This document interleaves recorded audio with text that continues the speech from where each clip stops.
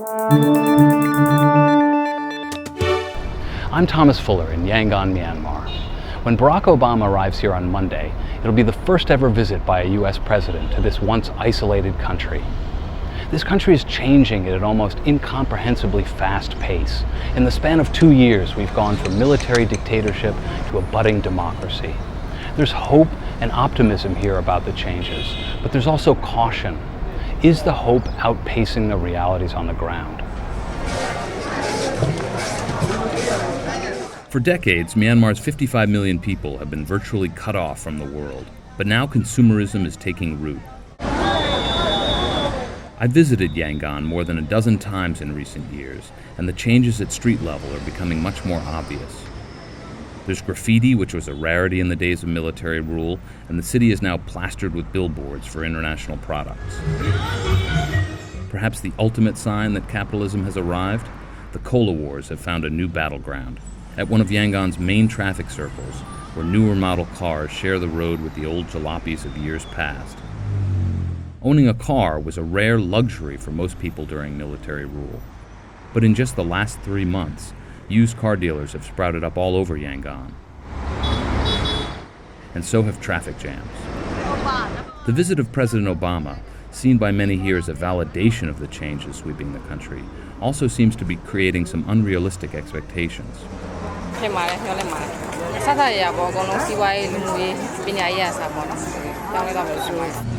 No, actually we change. We are changing to the democratic government.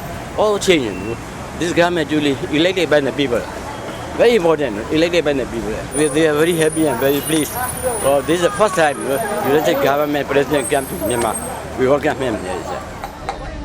The Burmese have reasons to be optimistic.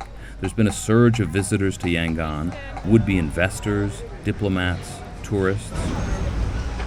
Most of the country inside interest Myanmar, and they were, how should I say, they were interested in Myanmar, and they came to Myanmar to do work and anything to do. So I think so, it will be changed some more and more. But the country is experiencing some growing pains. There's an acute shortage of hotels and office space, and when you leave the major cities, conditions are still primitive. In addition, the government is still believed to be holding several hundred political prisoners, and ethnic tensions in western Rakhine State threaten wider strife. The flashes of modernity, like this new shopping mall, are often overshadowed by the old and crumbling buildings across the city. As Obama visits Yangon, there is both hope and change here. But it will be years before Yangon looks anything like the gleaming metropolises of nearby Bangkok or Singapore. Some are questioning, is it too soon for a presidential visit? Aung San Suu Kyi, the leader of the opposition, was freed only 2 years ago from house arrest. She was under house arrest for the better part of 2 decades. And Thein Sein, the president, is a former general in the junta that ruled for those 2 decades. My colleague Peter Baker in Washington sat down with Aung Din.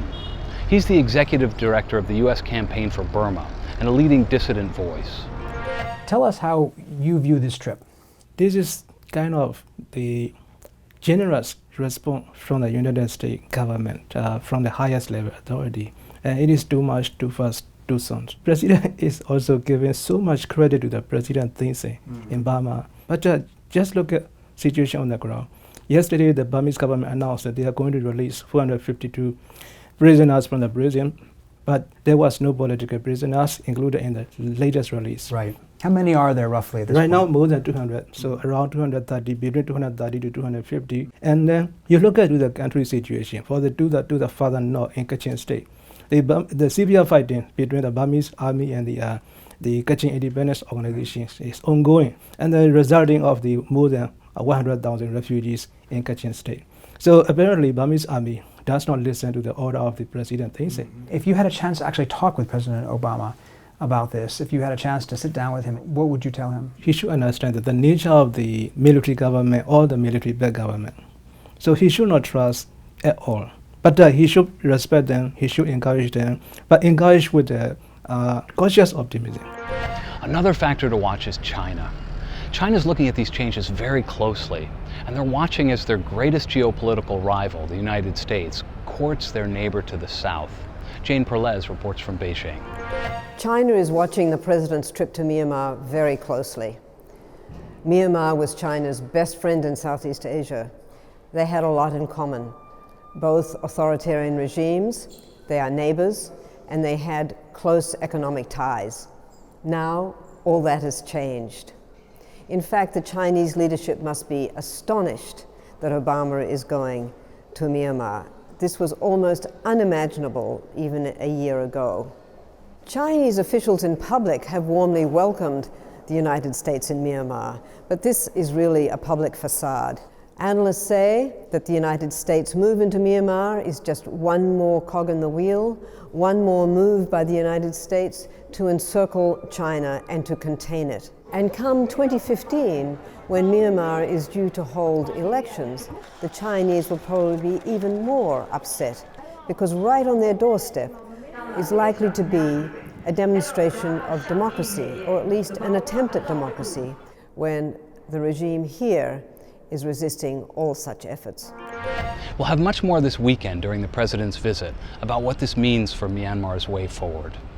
It's over to Nicholas Kristof now, the op-ed columnist who offers reflections on the country.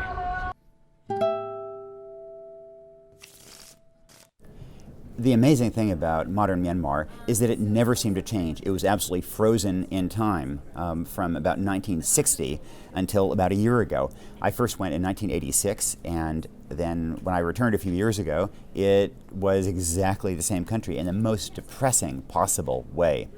And now it's changing more in a week than it had in a year before that. And in that context, I think it's so important that the United States government engage the Myanmar leadership and that President Obama go to Yangon and show the leaders that they will be rewarded if they reach out. And I think we tend to forget that there's a real debate within the Myanmar leadership about whether this is the right policy. And I think it's important to encourage those who were pro-reform and show them and show everybody that that policy is working.